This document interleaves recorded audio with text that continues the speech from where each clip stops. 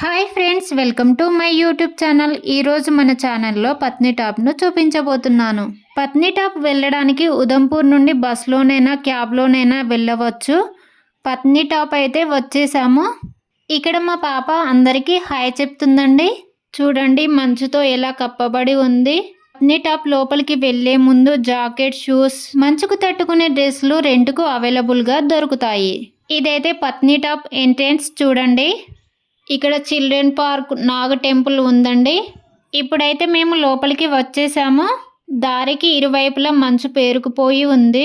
పిల్లలు మంచుతో చాలా హ్యాపీగా ఎంజాయ్ చేస్తున్నారు. ఎంట్రెన్స్ నుండి కొద్ది దూరం లోపలికి నడుచుకుంటా వెళ్ళాము. ఇక్కడ కనబడుతున్న రూమ్స్ రెంట్ కూడా ఇస్తారు. ఇక్కడ స్పెషల్ ఏంటంటే చెట్లు చాలా ఎత్తుగా స్ట్రేట్గా ఉంటాయి. మా పాప అయితే ఫ్రూట్స్ తింటుంది. చూడండి చైర్స్ కూడా మంచుతో నిండిపోయినాయి.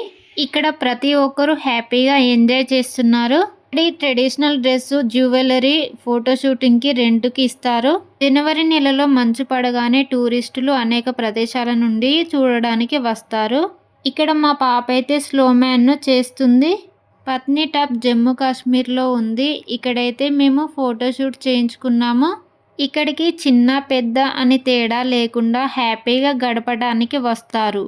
ఇక్కడ చలిని తట్టుకునే శాల్వాలు, క్యాపులు లాంటివి అమ్ముతున్నారు.